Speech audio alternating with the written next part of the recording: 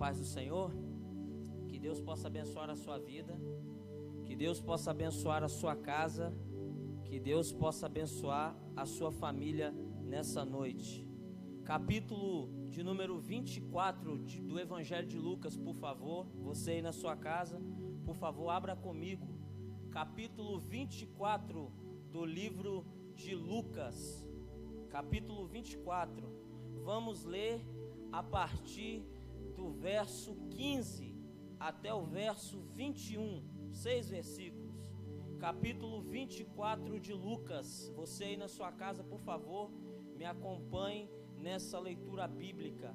Diz assim a poderosa e infalível palavra de Deus: E aconteceu que, enquanto eles caminhavam juntos e arrazoavam entre si, o próprio Jesus se aproximou e ia com eles. Mas os seus olhos foram retidos para que não o conhecessem. E eles lhe disse: Que tipo de comunicações são essas que tendes um com o outro, enquanto caminhais e estáis tristes? E um deles, cujo nome era Cleopas, respondendo, disse-lhe: És tu somente um estrangeiro em Jerusalém, e não soube das coisas que têm acontecido nesses dias? E ele disse-lhes: Quais coisas? E eles disseram: A respeito de Jesus de Nazaré, que foi um profeta poderoso em feitos, palavras diante de Deus e de todo o povo, como os principais dos sacerdotes, os nossos governantes, e os entregaram para ser condenado à morte e o crucificaram. Versículo 21.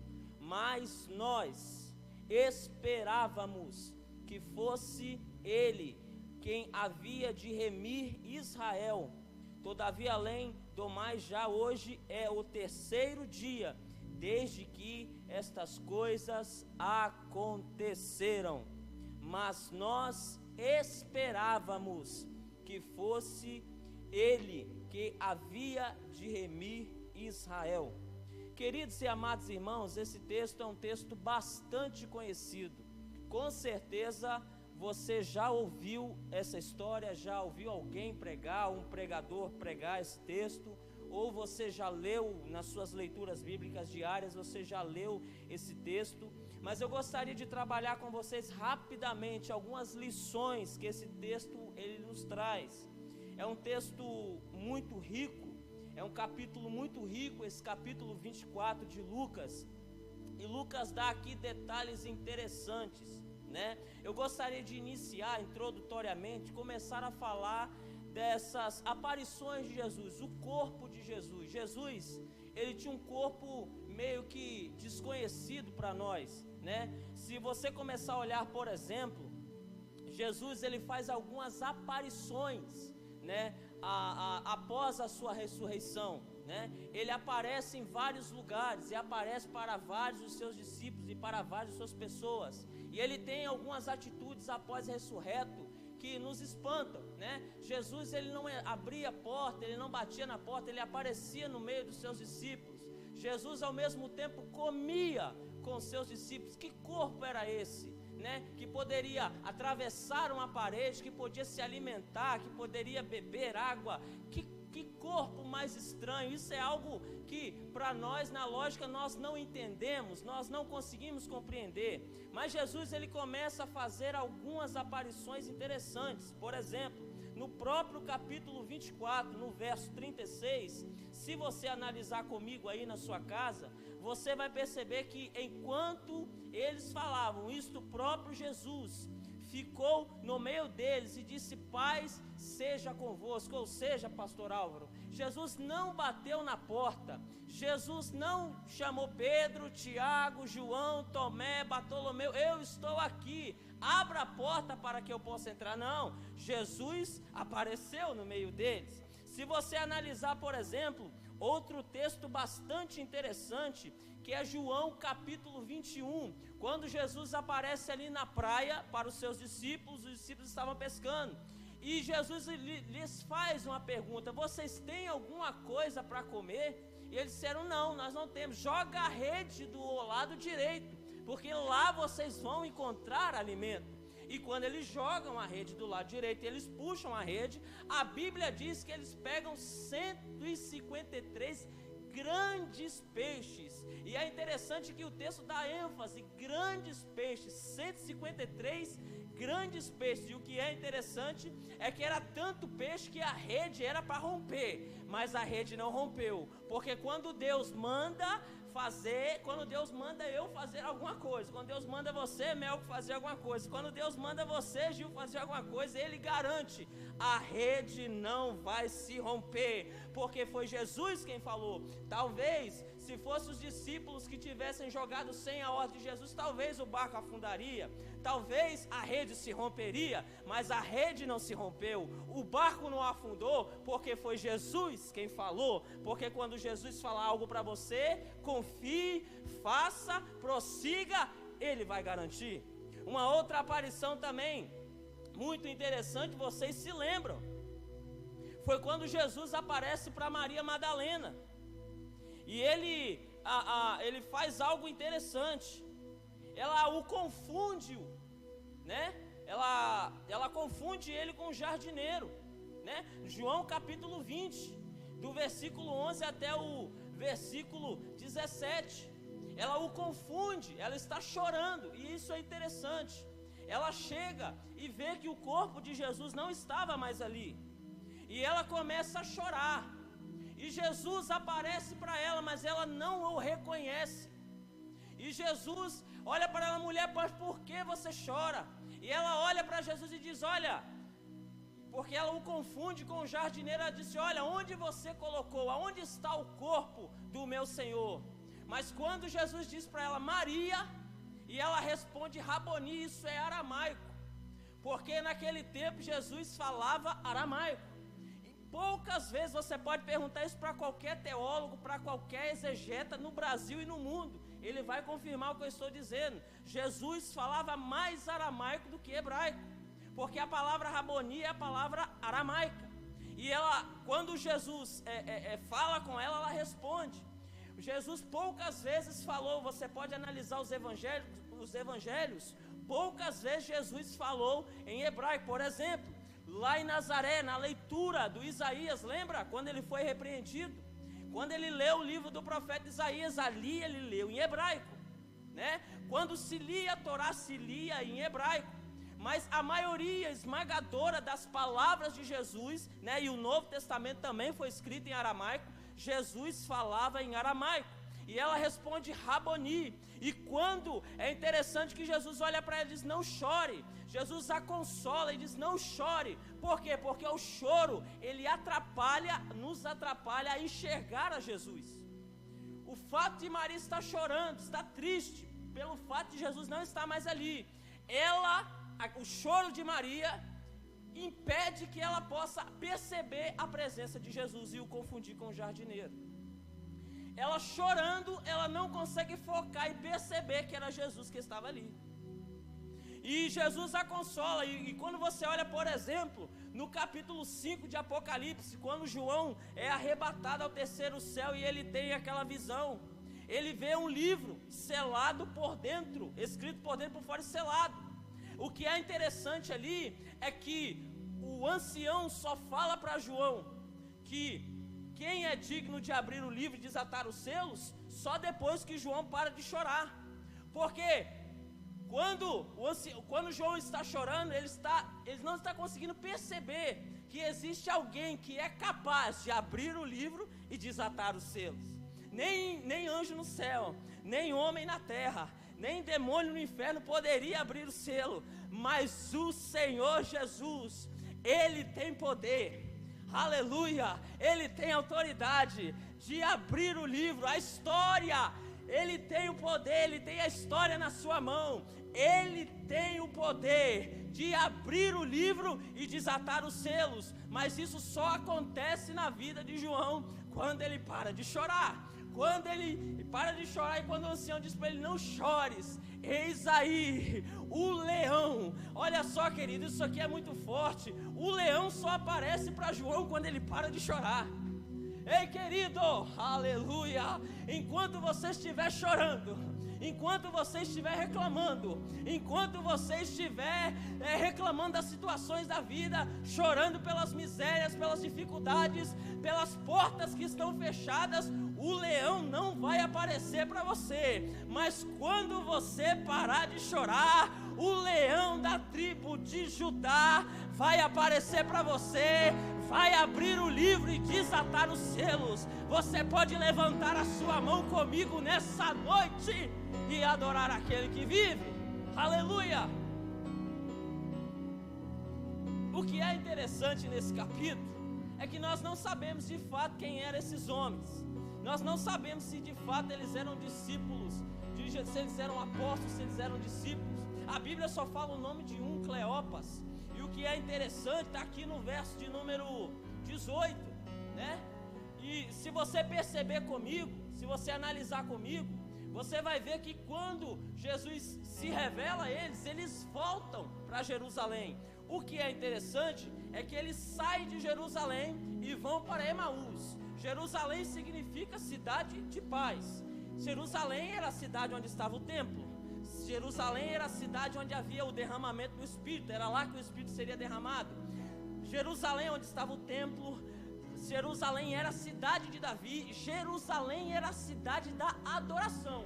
Entenda algo, eles saem de Jerusalém e vão para Emaús. Emaús significa terras, lugar de águas tumultuosas, lugar de águas quentes. Ou seja, eles saem de Emaús, e eles saem de Jerusalém e vão para Emaús. Eles saem da paz e vão para o tormento. Eles saem da bênção e vão para um lugar de sofrimento. Eles saem do lugar de vitória e vão para um lugar onde eles vão passar prova. Quantas pessoas têm saído do lugar da bênção e ido para o lugar da aflição? Tem saído do lugar da vitória e tem ido para o lugar da derrota. Ei, querido, fica em Jerusalém. Jesus mandou você ficar em Jerusalém. Fica em Jerusalém, porque é lá em Jerusalém que Jesus vai ressuscitar e vai aparecer para os seus discípulos. É lá em Jerusalém que Jesus vai aparecer e vai soprar o seu Espírito sobre os seus discípulos. É lá que o Espírito vai descer. É lá que Jesus vai aparecer. É lá em Jerusalém. Ficai em Jerusalém, até que do alto sejais revestidos de poder. Ficai em Jerusalém. Mas eles saem da rota que Jesus os predestinou, os colocou. Então eles saem de Jerusalém e vão para Emaús. No meio do caminho, o Senhor Jesus aparece a eles. Eu quero ser bem rápido aqui, para que você entenda algumas lições que tem nesse texto muito interessantes, né? A Bíblia diz que Jesus aparece a eles, e eles estão conversando. Eles estão conversando um com o outro. E o que é interessante é que eles estão conversando sobre Jesus, e eles estavam tristes. O problema não é estar triste, o problema é deixar de falar de Jesus.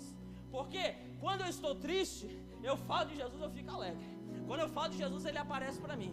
O problema, querido, não é você ficar triste, não é você ficar desanimado, é você deixar de falar de Jesus. Estou triste, fala de Jesus. Estou desanimado, fala de Jesus. Eu estou com dificuldade na empresa, dificuldade na minha casa, dificuldade no meu casamento, fala de Jesus. Fala de Jesus, fala de Jesus, porque quando você falar de Jesus, Jesus vai aparecer a você. E eles falavam de Jesus com tristeza. Eles esperavam algo de Jesus, né? Algo diferente. Mas, né? Jesus aparece a eles. E o que é interessante, eles falando, Jesus chega, se aproxima perto deles, e eles vão andando e conversando. E o que é interessante aqui, é que Jesus lhe faz uma pergunta. Ele disse: que tipo de comunicação, verso 17, comunicações são essas que tendes um com o outro enquanto caminhais tristes? Eu acabei de falar. E um cujo nome era Cleopas, e a Bíblia não fala o nome do outro, respondendo disse: és tu somente um estrangeiro em Jerusalém? Ou seja, você não está sabendo das coisas que aconteceram? Ou seja, ele chamou Jesus de desinformado. Você é um cara desinformado, você não está atualizado. Como é que você não está sabendo de tantas coisas que aconteceu? Ele chamou Jesus de desinformado. O Criador, o dono de todas as coisas, aquele que é onisciente, onipresente, aquele que sabe de todas as coisas. Ele não sabia, na verdade, que aquele que eles estavam chamando de desinformado era o dono de toda a informação, de todo o poder, de todo o conhecimento, de toda a honra e de toda a glória. Aleluia! Eles estavam conversando com Jesus de Nazaré. Você não sabe das coisas que têm acontecido esses dias? Verso 19, e disse-lhe Jesus, quais coisas? Aqui eu aprendo uma outra lição muito interessante com Jesus. Jesus nos permite desabafar com Ele. Sabe por quê, querido? Tem dia que você não tem ninguém para desabafar, mas você pode desabafar com Jesus. Tem dia que a tua esposa não quer te ouvir, tem dia que o teu marido não quer te ouvir, tem dia que a tua mãe não quer te ouvir, tem dia que o seu pastor não está tendo tempo para te ouvir, talvez porque está envolvido em muitas questões, né? Atendendo outras pessoas. Tem dia que você talvez não tem ninguém para te ouvir, por várias situações da vida que acontecem, mas uma coisa eu tenho certeza: Jesus está sempre pronto para te ouvir, em qualquer hora do dia. Não, pode ser de manhã, pode ser de tarde, pode ser na madrugada, não importa o dia e nem a hora, Jesus está pronto para te ouvir. É por isso que o doutor Augusto Cury diz que ele é o maior de todos os psicólogos que existem. Sabe por quê? Porque ele está sempre pronto. Sempre ele tem uma palavra direta para dar para mim e dar para você. E Jesus nos permite, verso 19, ele desabafar. Quais coisas? Então, isso é uma técnica que os psicólogos usam, né? Eles permitem que a pessoa fale primeiro, e ali eles vão dando o diagnóstico daquilo que a pessoa precisa para fazer o tratamento. E Jesus age da mesma maneira. E eles vão contando, e eles vão desabafando, ou seja, eles vão tirando aquele peso que estava na sua alma. Eles vão tirando aquele peso que estava na sua vida. Eles vão tirando, sem perceber, toda aquela tristeza que estava dentro de si. Eles vão tirando, e ali eles fazem todo o percurso. Agora eu queria trabalhar com vocês algo aqui interessante, e é algo que está ardendo no meu coração, e logo após eu encerro. O que é interessante é que esse fato acontece no terceiro dia, no caso no domingo. Esses dois homens, eles estavam conversando, e eles estavam falando da sexta-feira. Entenda algo aqui, eles estavam no domingo, pastor Álvaro, mas a conversa é de sexta. Eles estavam no domingo, mas a conversa que estava na sua mente, na sua boca, era de sexta-feira. E qual era a conversa de sexta? O que tinha acontecido na sexta-feira? Primeiro, Judas tinha traído Jesus, Pedro tinha o negado, Jesus foi preso pelos fariseus, foi levado a Pilatos, depois foi levado a Herodes, depois foi levado a Pilatos de novo. Lá ele foi crucificado, foi cuspido, foi humilhado, foi chicoteado, sabe? Foi crucificado nu, os seus pés e as suas mãos, os seus punhos foram furados. Essa era a conversa de sexta-feira, conversa de coisas tristes, coisas que tinham acontecido com Jesus. E a Bíblia diz que os seus olhos estavam fechados. E eu estava vendo algumas opiniões de alguns teólogos, e eu não gostei muito, porque uns dizem que eles não reconhecem Jesus, porque Jesus tinha tampado o rosto. Outros dizem que Jesus estava andando contra o sol, então eles não conseguiram perceber que era Jesus. Mas na minha opinião, eu acredito que eles não perceberam a Jesus por um motivo. Eles não perceberam que era Jesus que estava ao seu lado. Sabe por quê? Porque eles já estavam no domingo, e o seu papo era de sexta-feira. O domingo já havia chegado. Ou seja, o que aconteceu no domingo? A pedra tinha sido removida. Aleluia, eu sinto a presença de Deus. A pedra tinha sido removida. Os anjos tinham aparecido àquelas mulheres.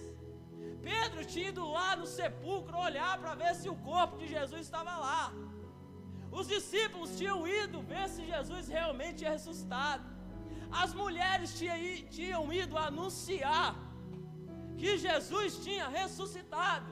Essa era a conversa que tinha que estar na boca deles, na mente deles, que Jesus ressuscitou, que o mal já tinha passado, que a morte ele já tinha vencido, aleluia, que ele tinha levantado dos mortos, que ele tinha sido ressuscitado pelo poder do Espírito, mas pelo fato de ter na sua mente a tristeza e agonia no seu coração, eles não conseguiram perceber que era Jesus que estava do seu lado.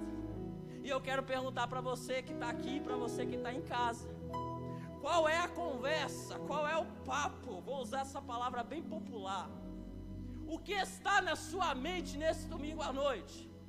Tristeza, angústia, dificuldade ou alegria porque ele ressuscitou?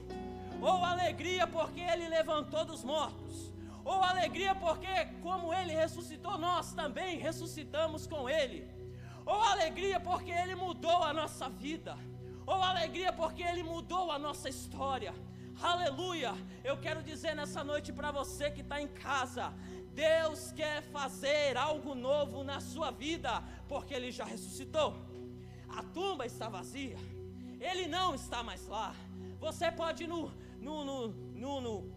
ali no cemitério ali, você pode ver a cova ali de Mahatma Gandhi, os restos mortais, talvez dele esteja lá, de Buda, de Maomé, de Confúcio, de qualquer um outro filósofo e teólogo que existe na face da terra, de qualquer um outro pensador que existe na face dessa terra. Você talvez vai achar os restos mortais dele lá, mas de Jesus você não vai achar nada. Sabe por quê? Porque ele ressuscitou, ele ressuscitou, ele ressuscitou em corpo, em alma, em espírito, e está sentado à destra de Deus nessa noite.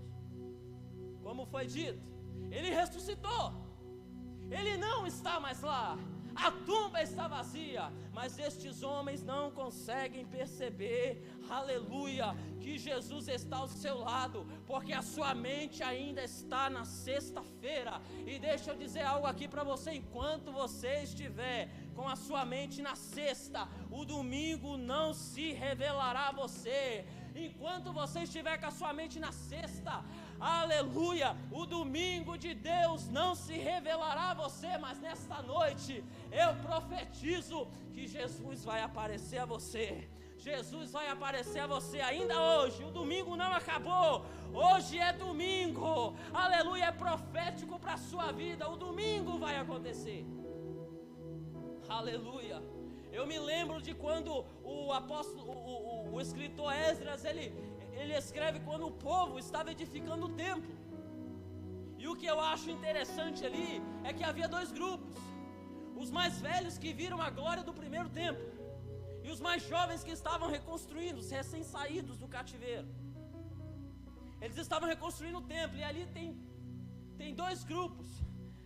A Bíblia diz que o choro dos velhos que viram a glória do primeiro templo se misturou com o choro de alegria, com os gritos de alegria, com aqueles que estavam reedificando e levantando a obra de novo.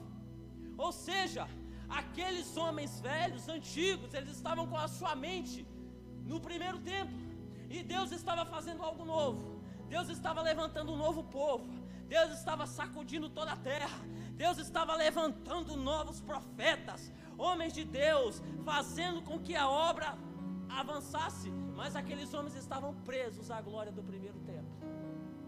E aí eu sou obrigado a me lembrar daquilo que Paulo fala em Colossenses no capítulo 3, no versículo 13 e 14. Paulo diz: irmãos, quanto a mim, não julgo que eu haja alcançado, mas uma coisa eu faço, Paulo: eu me esqueço das coisas que para trás ficam, eu avanço para as coisas que estão adiante de mim, eu prossigo para o alvo, pelo prêmio da soberana vocação de Deus em Cristo Jesus. Eu me esqueço da sexta, porque a sexta já passou, ele já sofreu. Eu vou para o domingo, porque o domingo ele ressuscitou, porque o domingo ele vai aparecer, porque no domingo os milagres vão acontecer.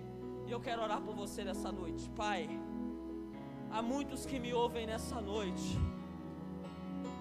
Nós estamos enfrentando uma grande dificuldade no mundo inteiro.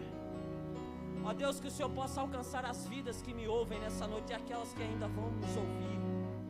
Ó Deus, que o Senhor possa abençoar. O Senhor conhece cada coração, cada vida. O Senhor conhece, Deus, cada família representada.